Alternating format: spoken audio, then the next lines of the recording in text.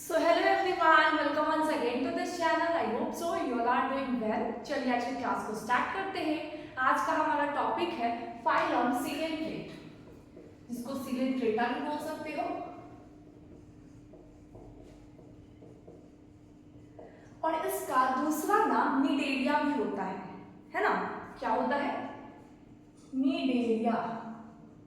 अब आप इसको सिलिडेरिया नहीं पढ़ोगे, इसका नाम क्या है? निडेरिया, सिलेंट्रेटा या फिर निडेरिया। ये दूसरा फाइलम है। हमने फर्स्ट फाइलम कंप्लीट करके रखा है, दैट इज फाइलम पोरीफेरा। उसके जनरल कैरेक्टरिस्टिक्स आपको पते होंगे, उसके फिजियोलॉजी पता होगा, और मेन चीजें ये है एग्जांपल्स का पता होगा। तो एग्जांपल पोरीफेरा का कौन कौन सा था? यूरोस्पॉन्जिया, स्पॉन्जिला एंड स्काइफा, साइकॉन जिसको बोलते हैं।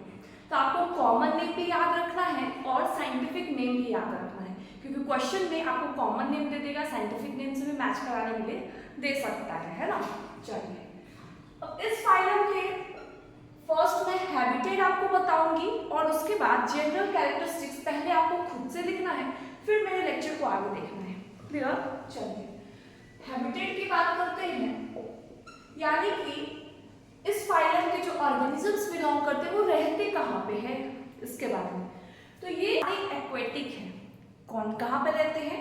यानी कि वो पानी में रहते हैं, कुछ फ्रेश वाटर में रहते हैं और कुछ मरीन वाटर में रहते हैं, यानी कि कुछ समुद्र में भी पाए जाते हैं। चलिए इसके पे लिखते हैं, ऑल आर एक्वेटिक, यानी कि सारे ऑर्गेनिजम्स कैसे हैं? एक्वेटिक हैं, लेकिन some are marine animals and some are freshwater.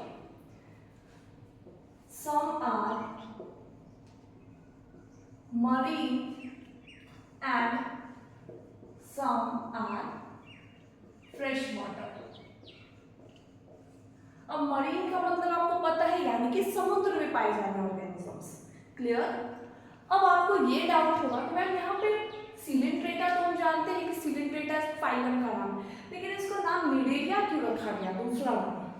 तो निडेरिया इसीलिए रखा गया क्योंकि इनमें पाए जाते हैं नीडोसाइट सेल्स। क्या पाए जाते हैं? नीडोसाइट सेल्स, इसीलिए इनका नाम निडेरिया भी रखा गया है। क्लियर है इतनी चीजें? चलिए, हैबिटेट हो गया। अब आते हैं जनरल कैरेक्टरिस्टिक्स के ऊपर। जितना भी हम लोगों ने बेसिस ऑफ क्लासिफिकेशन में पढ़ाई करा है अभी तक, वो सारी चीजों का यहाँ पे रिवीजन होगा आपका। चलिए इसमें बात करते हैं जनरल कैरेक्टरिस्टिक्स। पहले आते हैं लेवल ऑफ ऑर्गेनाइजेशन। ये कैसे लेवल ऑफ ऑर्गेनाइजेशन है? क्या ये टिश्यू है, सेलुलर है, कैसे है? तो ये बिलोंग करते हैं टिश्यू लेवल ऑफ ऑर्गेनाइजेशन। खुद से इसको लिखना है ना। उसके बाद आते हैं जॉर्म लेयर्स,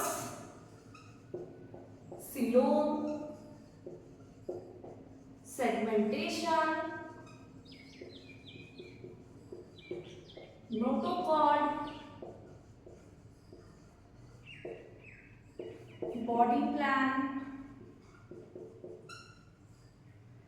इसके बारे में पहले आपको खुद से लिखना है। जॉर्म लेयर्स बताना है आपको, किस जॉर्म लेयर से बिलोंग करते हैं, ट्रिप्लोब्लास्टिक या डिप्लोब्लास्टिक। ये सब आपको फटाफट लिखते जाना है ना, इसमें अब टाइम नहीं लगना चाहिए, क्योंकि बेसिस ऑफ क्लासिफिकेशन आपका पूरा क्लियर है। सीलोम में क्या होते हैं? एसिलोमेट होते हैं, सेगमेंटेशन होता ही नहीं है, नोटोकॉर्ड होता ही नहीं है, बॉडी प्लान ब्लाइंड सैक होता है। इतनी चीजें क्लियर है, फटाफट इसको नोट डाउन करना है। अब हम लोग का ये फाइलम एक्चुअल में स्टार्ट होगा। इतनी चीजें तो आपको खुद से पता था, अभी तक सिर्फ रिवीजन हुआ। अब ये फाइलम को अच्छे से स्टार्ट करते हैं। इनका बॉडी कैसा है, फिजियोलॉजी कैसा है, एग्जाम्पल्स कैसा है, कौन से दो फॉर्म्स में एग्जिस्ट करते हैं, पॉलीफॉर्म क्या होता है, मेडुसा फॉर्म क्या होता है, इन सब चीजों पे बात करते हैं। फटाफट आप इसको नोट डाउन करिए।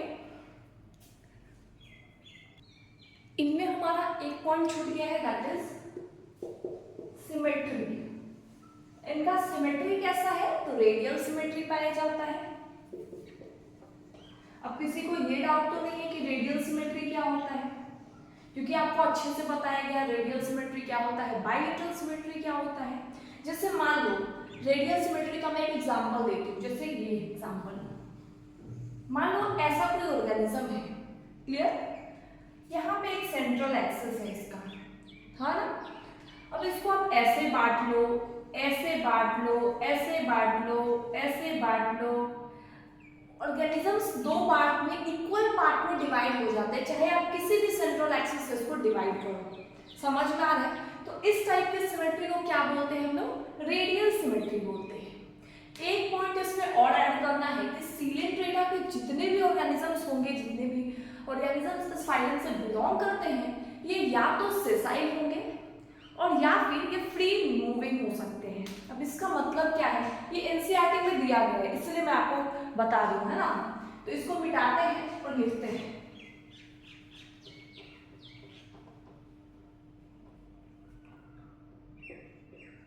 They can be sessile. अब सेसाइल का क्या मतलब होता है, खुद से बताओ। सेसाइल का मतलब यानी कि किसी भी सबस्ट्रेटम, किसी भी बेस से जुड़ा होना, है ना। तो ये या तो जुड़े हुए हो सकते हैं या तो ये फ्री स्विमिंग हो सकते हैं। दे कैन बी सेसाइल और फ्री स्विमिंग। अब फ्री स्विमिंग का क्या मतलब है? अब इनके पास तो कोई फ्लैजिला पाया नहीं जा रहा है कि उसको मूव करा रहा है, ऐसा तो कुछ नहीं है। जैसे वाटर करंट का जिस वे में मूवमेंट होगा, वाटर करंट जिस वे में मूव करेगा उसी वे में ये भी मूव करेंगे। इसी का मतलब होता है फ्री स्विमिंग, यानी कि they move along with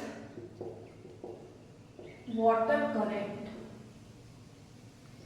समझ में आ गया? किसी को कोई डाउट नहीं है? चलिए फटाफट ये चीजें नोट डाउन करो। अब आते हैं, पहले बॉडी पे बात करने से पहले मैं आऊंगी कि बॉडी कितने फॉर्म्स में बढ़ते हैं, यानी कि इनके बॉडी के दो फॉर्म्स होते हैं, एक होता है पॉलिप और एक होता है मेड्यूसा। उस पे आते हैं।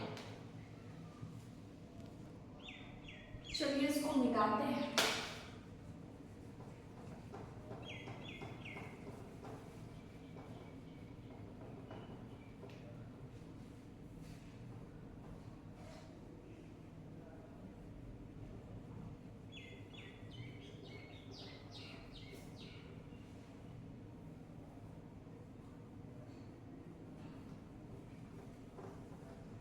अब लिखना है सीलेंट्रेटा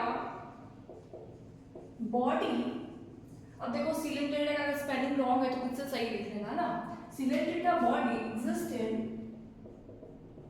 टू फॉर्म्स, या मैं ही सही कर देती हूँ।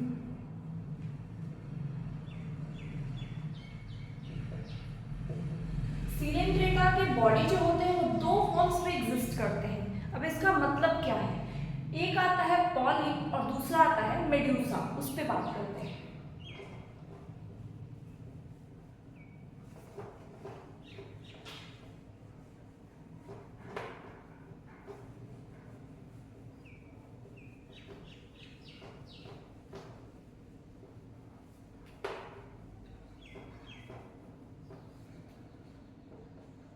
पॉलिप, इसमें क्या होता है? तो पहली बात इसका एग्जाम्पल होगा हाइड्रा।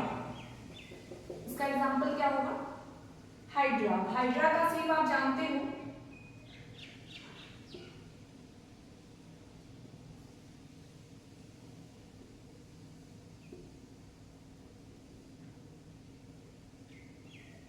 हाइड्रा कुछ ऐसे शेप का रहता है, टेंटिकल्स लगे होते हैं, है ना। मान के चलो ये हाइड्रा मिल रहा है। अब पॉलिप में क्या होता है? तो पॉलिप, जो भी ऑर्गेनिजम्स पॉलिप बॉडी फॉर्म्स रहेंगे, उनके पास जो फॉर्म्स में एग्जिस्ट करते हैं वो पॉलिप है, तो उनका शेप कैसा होगा? सिलेंड्रिकल होगा। अब ये क्यों नहीं पूछना है क्वेश्चन कि सिलेंड्रिकल क्यों होगा, स्क्वायर क्यों नहीं होगा, ये एग्जिस्ट करते हैं उसी बेसिस पे ये बताया जा रहा है ना। सिलेंड्रिकल होता है, ये सेसाइल होते हैं, यानी कि ये मूव नहीं करते, ये एक जगह अटैच रहते हैं, एक सबस्ट्रेटम से जुड़े हुए होते हैं।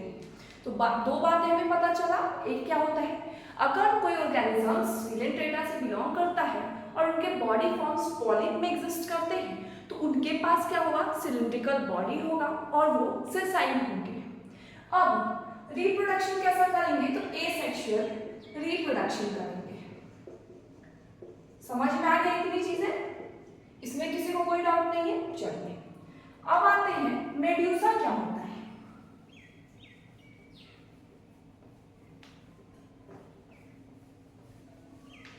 आपको एनसीईआरटी भी कराएंगे लास्ट में, सब कुछ क्लियर होगा ना। दूसरा मेड्यूसा। अब मेड्यूसा, जिस ऑर्गेनिज्म मेड्यूसा को फॉलो करेगा उनके बॉडी फॉर्म्स मेड्यूसा जैसे होंगे, उनके पास अम्ब्रेला लाइक बॉडी स्ट्रक्चर होगा। कैसा होगा? अम्ब्रेला। ये कैसे होंगे? तो ये सेसाइल नहीं होंगे, ये कैसे होंगे? फ्री स्विमिंग होंगे, यानी कि they will move along with water current. जैसे पानी का बहाव होगा उस डायरेक्शन में ये भी मूव करेंगे। तो इनमें क्या लिखेंगे? They are free swimming.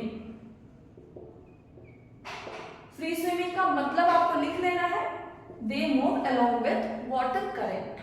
अब थर्ड आते हैं, पॉलिप वाले शो कर रहे थे एसेक्सुअल रिप्रोडक्शन, लेकिन मेडुसा वाले क्या शो करेंगे? Sexual reproduction. तो ये मैंने आपको एक डिफरेंशिएट करके पढ़ाने की कोशिश करी है ताकि आपको अच्छे से याद रहे लंबे टाइम तक, है ना। तो ये क्या फॉलो करेंगे? Sexual reproduction. अब अम्ब्रेला शेप तो जानते हो ना, जैसे मान लो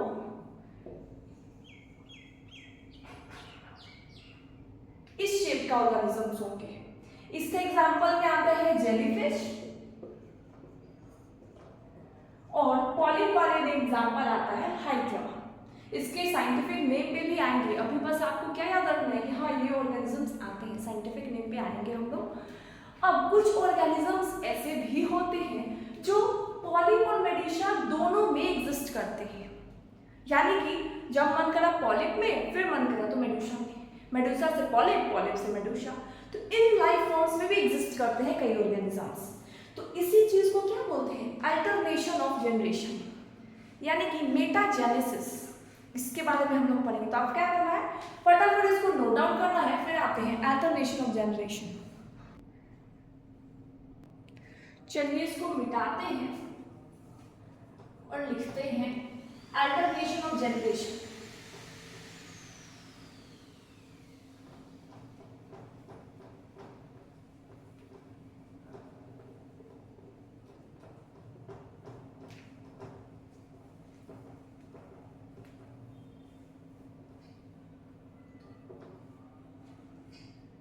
पहले आप मुझे ये बताओ, पॉलिप का कौन कौन सा एग्जाम्पल था? पॉलिप का एग्जाम्पल के बारे में बात करेंगे तो पॉलिप के एग्जाम्पल में आपको याद रखना है हाइड्रा एंड अडेमशिया। इसको भी याद रखना है, अडेमशिया एंड हाइड्रा। मेडुसा में कौन कौन सा था? मेडुसा में जेलीफिश था, इसको क्या बोलते हैं? तो इसको बोलते हैं ऑरेलिया। क्या बोलते हैं? Aurelia jellyfish. क्लियर है? अब हम लोग बात करते हैं अल्टरनेशन ऑफ जनरेशन, जिसको आप मेटाजेनेसिस भी बोलते हो। मेटाजेनेसिस का क्या मतलब होता है? यानी कि दोनों फॉर्म्स में एग्जिस्ट कर सके। तो हम लोग क्या लिखेंगे इसके बारे में? some cnidarians exist in both forms, polyp and medusa। अभी तक की चीजें क्लियर है आपको? पॉलिप क्या होता है, मेडुसा क्या होता है, पॉलिप कैसे बनते हैं, रिप्रोडक्शन कैसे करते हैं, ये चीजें क्लियर है आपको? मेडुसा क्या होता है ना। अब बात करते हैं कि कुछ ऑर्गेनिजम्स दोनों ही शो करते हैं, पॉलिप भी शो करते हैं, मेडुसा भी शो करते हैं। इसके बारे में हम लोग पढ़ रहे हैं।